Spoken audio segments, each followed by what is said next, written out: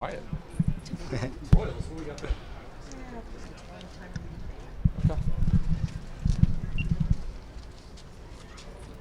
Fire away. So I'm going to start. You got the Union Jack Classic shirt on. Yeah. Anything new on the London game? Just really excited. I mean, Union Jack Classic, the TV networks are bidding on the game right now. A lot of interest in the television opportunity. First college football game in the UK, so we're excited to be a part of it.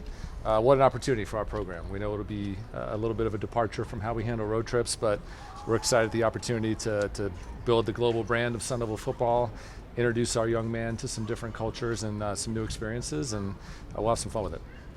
How special are nights like tonight when you get to bring the fans in and kind of a different take on the traditional spring game? Yeah, it's been fun. Obviously, the evolution of spring football is changing, and we thought this was a great opportunity just to bring the fan base here to Mountain America Stadium, get a chance to interact with the football team, but also a number of our sports for that matter, and really open up the access to different coaches, different athletic personalities, and take advantage of the great Arizona spring weather.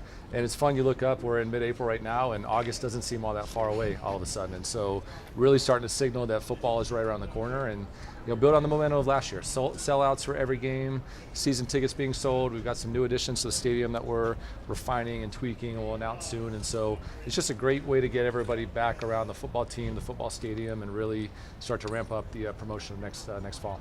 We're getting a little closer to the groundbreaking of the indoor facility. Is there any updates on that you're able to share?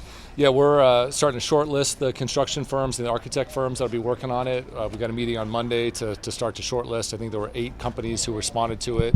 We'll get down to a short list of 3, and then we'll have interviews in a couple weeks for a final decision. And once we make that selection, we'll be lightning speed in terms of developing the full construction drawings, getting the project coordinated. So a lot will happen over the next several months related to the football volleyball practice facility.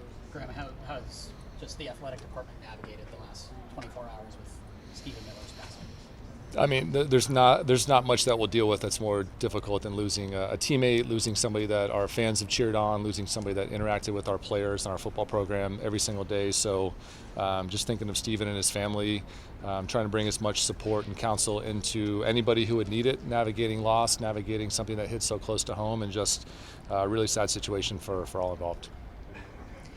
How about the basketball situation? Kind of got off to a little bit of a rough start there. Your take on where things are with basketball right now and the tough start you kind of had with Randy not being healthy enough? Yeah, I wouldn't call it a tough start, a rough start. It's an unusual start, when you can't hit the ground running, maybe the way that you design a coaching transition. Good news is he's been back in the office for about a week and a half, hard at work on finalizing his staff. We've got a really exciting coaching staff that's come together with Rick Croy, David Patrick, and Joe Rehan. We've talked a lot about Rick coming from a Cal Baptist program where he made the tournament and somebody who was up for a lot of head coaching jobs himself. David Patrick, who's been a head coach, who's been in the SEC, who's been in the Big 12, who's a prolific recruiter. And then Joe Rehan is somebody that would have been a head coach this offseason had he wanted to. He saw more value in joining Coach Bennett at ASU, joining the Big 12. There's 2 additions that we're close on to the coaching staff that'll be very, very exciting. One coach and one kind of off-the-court personnel that we're really excited to get onto campus hopefully next week.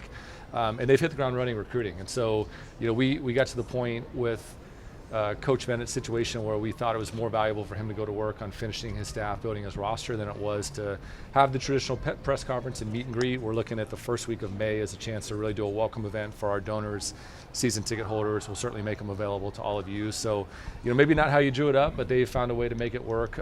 All the while, I know Coach Bennett is so fired up to be at ASU. It's really cool to see his enthusiasm for the opportunity, to see his excitement about joining Sun Devil Nation. And I know he's really eager to meet a lot of our fans, a lot of our supporters, et cetera, but first order of business is getting this team put together, and they're hard at work. And I know a few players have been announced. There's a few more that we've got some lines in the water on.